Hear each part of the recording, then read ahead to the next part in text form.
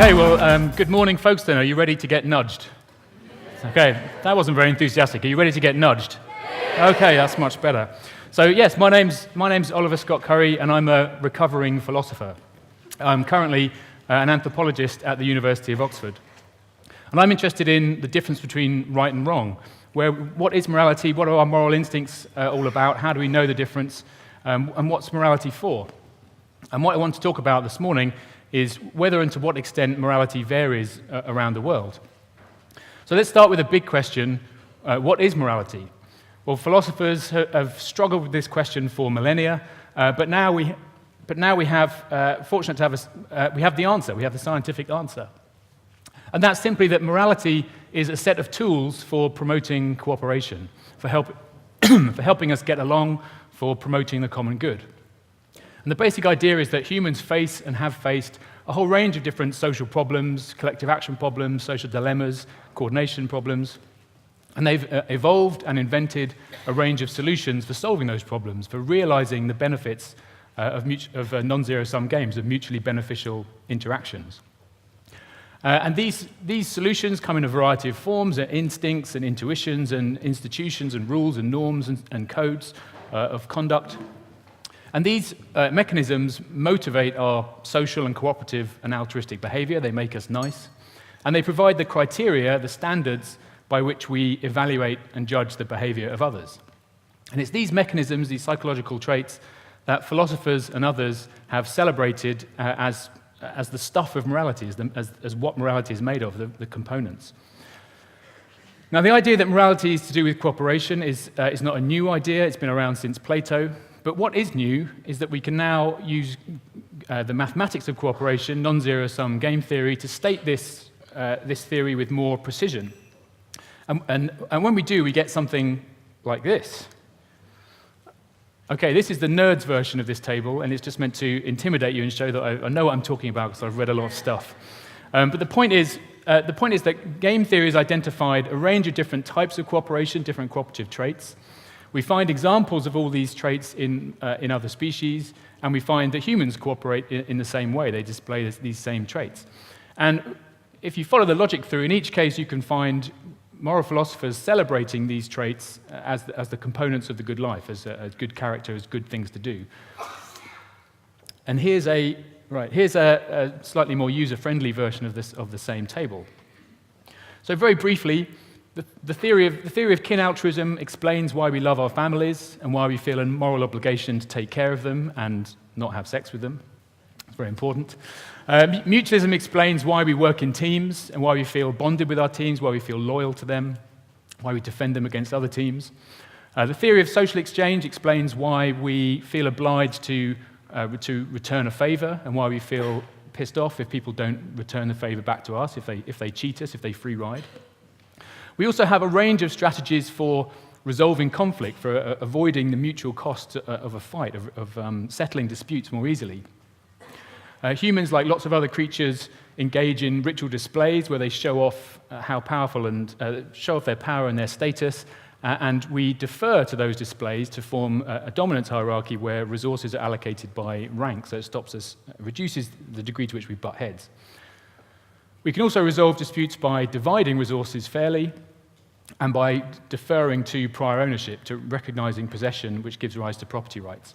So in each case, whether it's the moral obligations to kin, loyalty to groups, reciprocity and revenge, costly signals of our prowess, like bravery and generosity, deference and respect, fairness, equity, compromise, or property rights, in each case, this account of morality, by starting with the principles of cooperation, we can explain and mop up a whole range of different moral intuitions. So, at this point, one reasonable question is to ask, well, this sounds good, this sounds familiar, so far so good, but is this just a Western view of morality? Is this just a view that's biased by decades of economic theory and selfish geniury, or does it apply to all around the world? Or is it the case that different cultures in different places have radically different conceptions of morality and what morality means and what it's good to do? Well, this debate has been raging for centuries, a debate between universalists and moral relativists. And it's gone on that long largely because there's been no good evidence one way or another. And so what my colleagues and I decided to do was to try and get the data, try and get some evidence and find out once and for all. So what we did was we went to the archives. We went to the Human Relations Area Files at Yale University. Is a huge database of books, of anthropology books, of ethnographic records of hundreds of societies around the world, which includes descriptions of all different aspects of their ways of life, including their ethical codes. And what we did was we focused in on 60 of these societies, and we extracted from this archive all the material on ethics, on moral systems,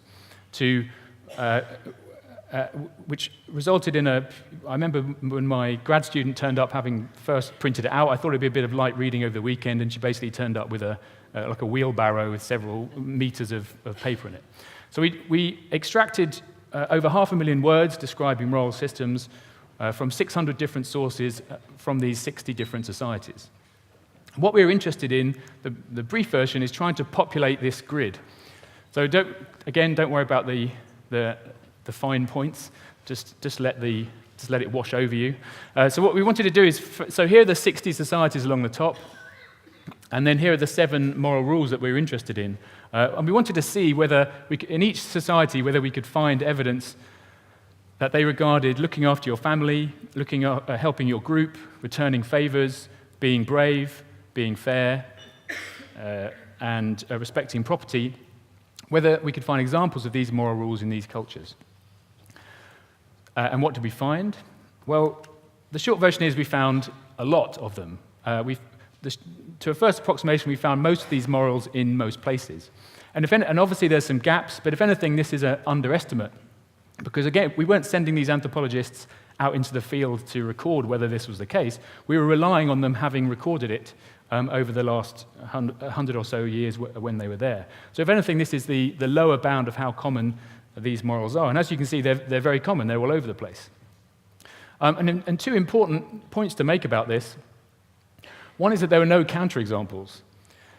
So contrary to some extreme forms of moral relativism, there were no cultures in which any of these cooperative traits were considered morally bad, were considered the wrong thing to do.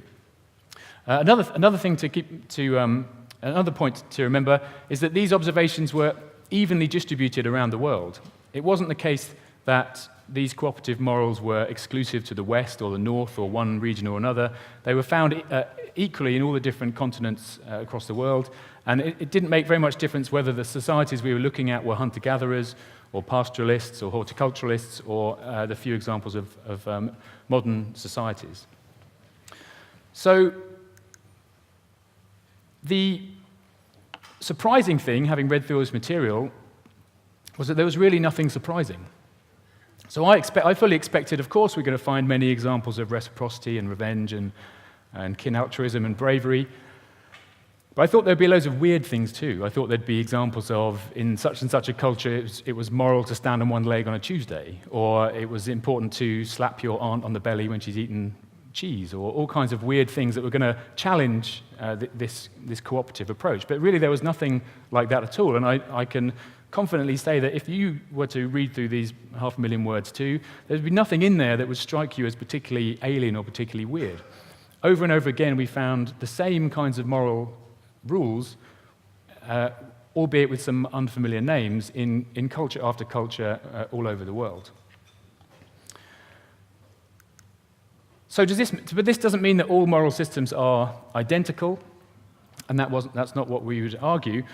Although it wasn't the focus of our study, our impression was that although all people everywhere, more or less, have the same moral values, recognize the same moral impulses, they vary in the priority they attach to them, how they rank these different morals.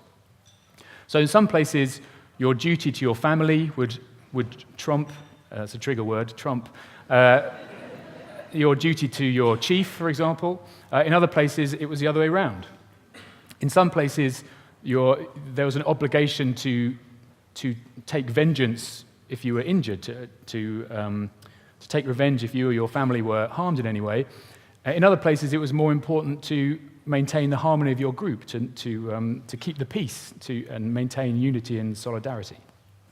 So it's the same moral buttons, it's the same moral, what are they called, sliders, dials, whatever, but they seem to get tweaked in different ways. Why is that? Well, we think it might be fairly straightforward. For example, in societies where people live in larger families, we might expect family values to loom larger relative to other moral values, relative to other forms of cooperation. In places where there's a strong central authority, the obligation to take vengeance might be less important than when you're on your own. You have to defend yourself. And we have a big cross-cultural. We've got a new kind of moral IQ test, moral values questionnaire that we'll be using to try and test these theories and answer these questions over the next couple of years. But okay, so what we end up with are some candidate universal moral rules. So it seems that most people in most places at most times agree that it's morally good to help your family, to help your group, to return favors, to be brave, to respect your superiors, to be fair, and to respect others' property. And although these others weren't the focus of this work, in reading through this material, I think there's a few other candidates for universal moral rules: to work hard, to tell the truth, and to be generous with what you have, with your surplus. So far, so good. But you might be thinking, okay, this is great, but what can we do with this? What can we do with these insights into moral psychology? Well, I think there's lots of different things we can do, and I want to end just by focusing on one in particular. So and that has to do with corporate codes of ethics or core values. So lots of organizations, lots of companies come up with a code of ethics that they hope will improve the behavior of their employees, of those inside the organization, and that they hope will impress and make them look good in the eyes of those outside the organization, whether that's suppliers or shareholders or customers. And there's hundreds of these out there available, and some of them are pretty good. This is the US Army's values. They're pretty good, although they're a little bit repetitive. Other codes of values are not so good and didn't prove to be particularly effective. But overall, this is a word cloud of 190 core values from a range of different companies around the world. Overall, they're a bit of a mess. These lists are incoherent, incomplete, drawn up on the back of an envelope. None of them take advantage of what we now know about people's core moral impulses. None of them include, at the very least, these 7 moral values, let alone the extra ones. So they're missing a trick. They're failing to inspire their employees in every dimension, in every different way, and they're failing to appeal to the outside world, to their customers, on the broadest possible front. So I put it to you that if we're going to do these code of ethics, let's do it properly. Let's try and maximize their effect. Let's try and maximize their impact. And at the very least, let's include these 7 moral rules. And I can guarantee that if you did, they'd certainly work universally. They'd certainly work all around the world. For multinational companies, for example, you wouldn't have to worry about offending sensibilities in far-flung places because to the best of our knowledge, these would be recognized as moral impulses absolutely everywhere. So you might think for yourself, if your company was redesigning your code of ethics, how would your company prioritize these different values? What weight would you attach to them, and how would you tweak them to apply to your particular company, your particular industry? Will it work? We don't know, but we're currently recruiting companies for a moral makeover in order to find out. So watch this space. Okay, just to summarize, I've argued that morality is no mystery. It's a set of tools for cooperation. Morality is all about cooperation. There are different types of cooperation, and so we expect different types of morality, and we have a good idea of what they are. And we find these types of morality all over the world. And incorporating these insights into our core fundamental moral psychology can't but help improve our behavior and hopefully make the world a better place. Thank you very much.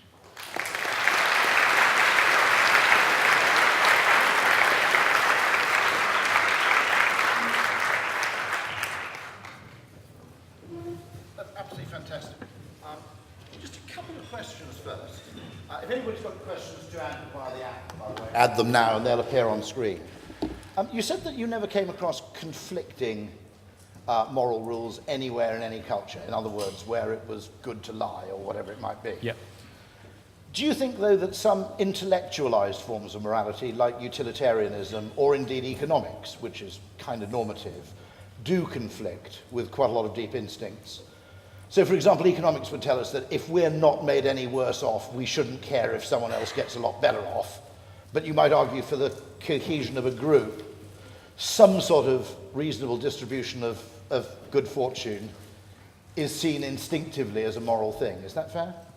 Yeah, that's fair. So I think that I don't think utilitarianism captures our moral instincts very well. It doesn't describe them. I think it's better to think of us as cooperatists. So our intuitions are to start up and maintain cooperative relations, rather than, which in turn maximizes everyone's welfare, rather than trying to do an end run around cooperation and just get to the prize. Because there's an interesting one, if you look at, say, politics, what you're saying is that, similar to, I suppose, what Jonathan Haidt says, is that everybody has many of, or indeed all of, the same set of sliders on the graphic equalizer of morality.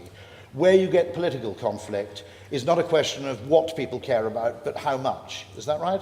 That's certainly one source of difference, yeah.